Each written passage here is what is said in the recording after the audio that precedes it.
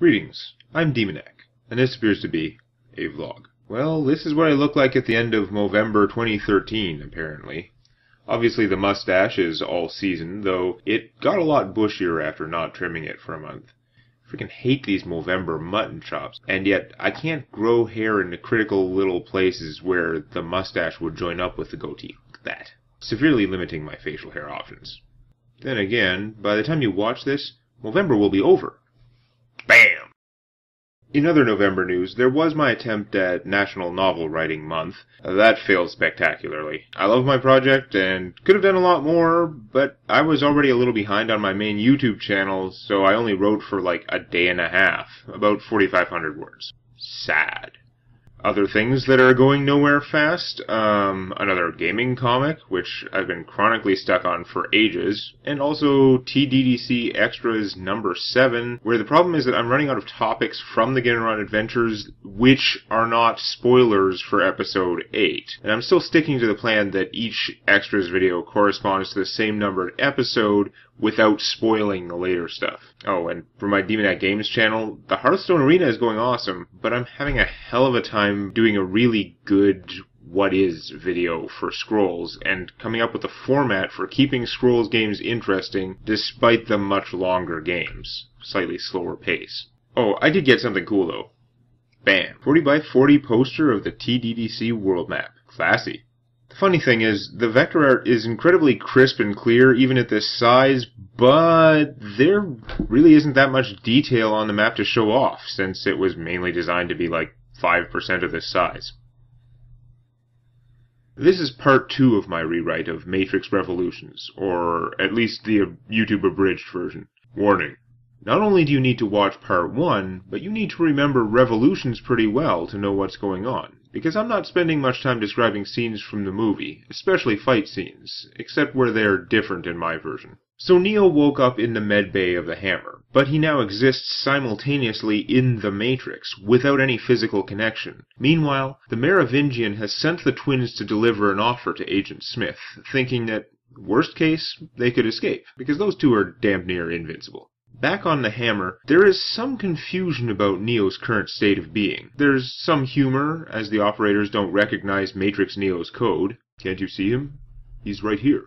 And there's some subtlety, too, as real Neo brushes jacked-in Trinity's cheek, and Matrix Trinity shivers from the phantom touch. But Neo still takes that detour to visit the Oracle.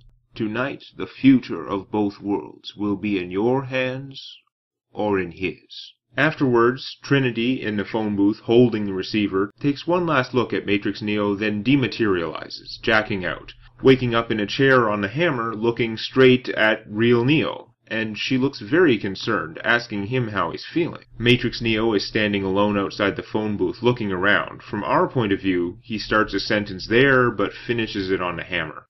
I'm all right. Then they all get word that Bane is conscious, but as they head down to ask him some questions, we cut away to a black classic Rolls-Royce as it pulls up to the curb, engine running. The tinted rear window rolls down as a member of the skinhead gang walks up. He extends a piece of paper to the car's occupant. All we found was this. Whole mall is deserted. The Merovingian takes the paper and examines it, with Persephone peering over his shoulder. Then he flips over the paper. We can see the split halves of his wax seal from before, and in the middle is scrawled, in precise all-capital pen strokes, I want everything. After a brief pause, he leans over and kisses Persephone chastely on the cheek, then exits the car and shuts the door behind him in one smooth, rapid motion, leaving his wife leaning over to the open window. Where are you going? I have my answer. There can be no compromise, and so everything I want, everything I care about is en jeu. I must either hide away and hope to ride out the storm, or steer into the waves. But, as always, there is no choice. What I must do is as obvious as causality itself. And he turns to the driver. Take her to the chateau and seal the grounds. Stop for no one. Go. As the car pulls away, she calls out, My love. And the Merovingian quietly says, Stay safe. As he turns and strides off-screen, dropping the note with a flick of his fingers. As it falls, the paper ignites, vaporizing into dust over the space of a couple inches, leaving only the 2 melting pieces of red wax seal to hit the ground. Back on the Hammer, they don't learn much from Bane, who says he can't remember how an EMP was set off, dooming Zion's hovership fleet. All they can find wrong with him is some unexplained neural activity, which remains unexplained because they didn't see that scene in the previous movie where Bane was taken over by Smith while he was jacked in.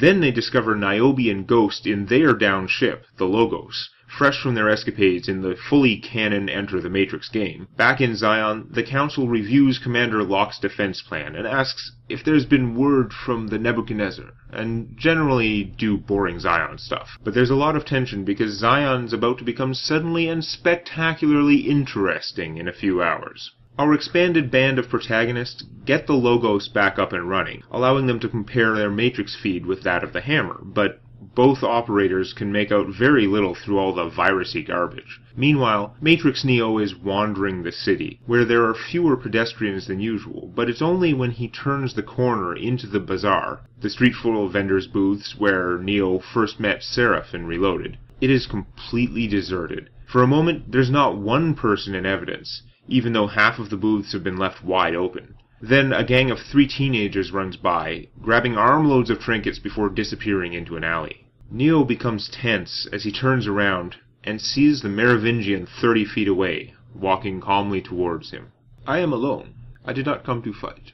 "Where are all the people?" The Merovingian approaches slowly. "Where indeed? This time you ask a question to which you already know the answer. But perhaps you wish that my answer was different." "It never hurts to ask." "Quite right. There is something you feel you must do. I have come to help you." "We took something from you, and you wanted us all dead. Just hours ago we cheated you out of your revenge. Why would you choose to help me now?" "Have you learned nothing? I do not choose to help. There is no choice. Circumstances have changed. Without swift action, everything I have stands to be lost, and so I act." "What will you do?" Back in the real world, the heroes are making plans to get back and try to save Zion from the impending army of hunter-killers. The EMP on the Logos is damaged, and with the usual routes full of squiddies, their best chance seems to be a smaller tunnel line which nobody can pilot successfully, except that Niobe did it once. So they will merge the two crews, the pilot who can get them there, in the ship with the working EMP. They will all do it together, except for Neo. They are leaving the part of the tunnels where they can connect to the Matrix, so while real Neo comes with them to Zion, Matrix Neo will be left all alone. And Trinity is left with a strange choice. She can only go with one of him. When she shocks everyone by saying she won't leave Neo all alone in the Matrix, he seems resigned, while everyone else is in total disbelief. But the fact is, they are leaving the Logos behind anyway. As Niobe says, squids are going to be too busy with Zion. If the city falls, then we're all dead, no matter where we are. It's no braver, no more cowardly than coming with us. "I know it's difficult to understand." "No, it's not. You're out of your goddamn mind." "But that's where I'm going." Of all the changes I make, this is probably the least internally consistent one, which is ironic because I went this way mainly because it caused a minimum of changes to the rest of the movie and dialogue, while also allowing Trinity to be a little bit more than dead weight this time around. So they strip everything that wasn't nailed down from the Logos: guns, ammo, supplies, leaving little more than a hull with some Matrix gear. Sparks prepares to insert her. "This is no good. I can't even see what I'm doing. You might end up in a dumpster or 200 feet in the air." "Then stick to street level. Pick a location you've done before, one near this street. I'll help you line it up." "How can you make anything out of this static?" "I can make out maybe one line in 20. Matrix Neo looks around, and then we see what he sees in the green code. "I have a better perspective." When all is set, they leave Neo and Trinity alone for a moment. "I know I have to be here. I know you have to come with me, but I don't know which me you should follow." "I know. You don't know which way is more dangerous." I just feel like I don't know which one is the real me. Suddenly, I don't know which world I really belong in. I'm scared, Trin." "So am I. It took me 10 minutes to buckle up one boot. But I'll tell you something. 6 hours ago, I told the Merovingian I was ready to give anything and everything for you. Do you know what's changed in the past 6 hours?" "No." "Nothing. They kiss, then he jacks in and leaves, and they seal the door to the Logos. On an empty street in the Matrix, Neo gives Trinity a hand up off the ground. Are we alone? And the Merovingian rounds the corner. Not entirely. I hope you are worth the wait. In the past 6 hours, some things have changed. On the hammer, Captain Roland gets his favorite line. Not my job to talk people out of killing themselves. She's that crazy she's no use to us anyway. But he shuts up abruptly as real Neo enters the cabin. He is mostly just along for the ride. Even more than Trinity, he spent all his skill points on in-Matrix stuff. As they set out to pilot the crazy tight tunnels of the mechanical line, Bane gets one more scene to be creepy and ambiguous. What if I don't want to remember? Why wouldn't you? What if I really did trigger that EMP? Cause all those people to die? But in the Matrix, Trinity regards the Merovingian with open distrust, while Neo looks unworried as they cross a major commercial street. There are more people here. And yet, still fewer than is normal, I think. The pattern is intermittent, uneven. Those empty streets. Is it all him? Him? Of course it is him. He has gone to war with the system. He knows its defenses, its capabilities, and he knows its weakness. And what weakness is that? The camera, which has been panning around, stops behind them, parallel to the ground at waist level, showing, through the spaces between them, the crowds ahead of them. The humans. They can't exterminate Smith if it means wiping out the people. Make no mistake, the machines will tolerate losses. Casualties are inevitable in enforcement. Agents might kill dozens a day, maybe hundreds. That is all factored into the breeding program. But the population cannot afford losses expressed as a percentage, and that is what he represents. He can no longer be contained, and he cannot be bargained with. Can't he? The Merovingian says nothing, but his look is furtive, without a hint of his usual smugness. So what do we do now? We must reach the source. You want me to return to the source? I can't do that. Let me be clear. I am not interested in renewal. I don't want change, upheaval. I don't want to start over again. But do you know what he wants? Everything. Exactly. Precisement. This world is not enough. He wants the machine world as well. The real world? A small-minded notion. He can only get there through the source. That is where he is ultimately headed. That is where you must stop him. I thought that returning to the source meant deletion. That is so. Those are the rules. But only rules. We cut to the Oracle's kitchen as he continues to speak, now in voiceover. Do we dare assume those rules still apply to him, when so many do not? What if he discovers a way to bend them? I love that smell. I sure am going to miss it. And we have the cookie baking scene with Seraph and the little girl program Sati. The latter two try to escape, but are outflanked by Smiths. The Oracle just sits there waiting, though.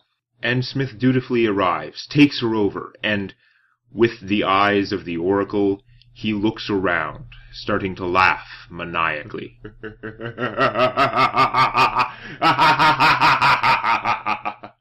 In Zion, they detect the enemy 22 minutes away, and the armed exoskeletons line up, readying their weapons.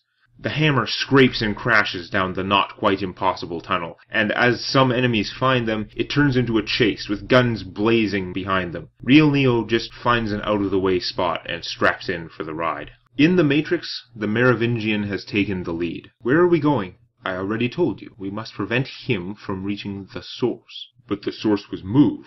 The connection was broken. They stop in front of a tiny church wedged between two skyscrapers. But not before a new connection could be established. And this transition did not go unnoticed. Opening the unlocked door, he leads them into the church. A very basic one, with small stained glass windows and simple wooden pews. He closes the door behind them. The new source was established on the outskirts of the city. But rather than take the highway, I thought you would prefer a shortcut. A back door. Fortunately, the keymaker was not idle all of that time in my donjon. He pulls a small keyring out of his sleeve, and inserting one key into the door, he turns it, opening the wooden church door into a familiar-looking white hallway full of uniform grey doors. However, the hallway is far from empty this time, as many Smiths are passing by the door, all walking in the same direction, only now they pause, then turn to face the open doorway. You...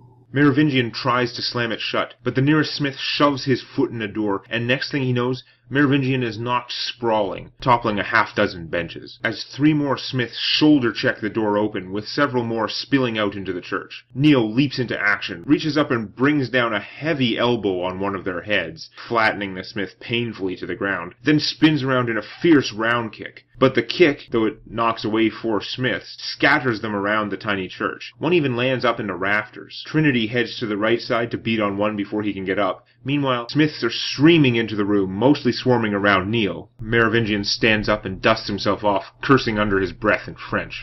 Devrait diviser en parer se foutre. Don't just knock them around. Close the door! To be continued.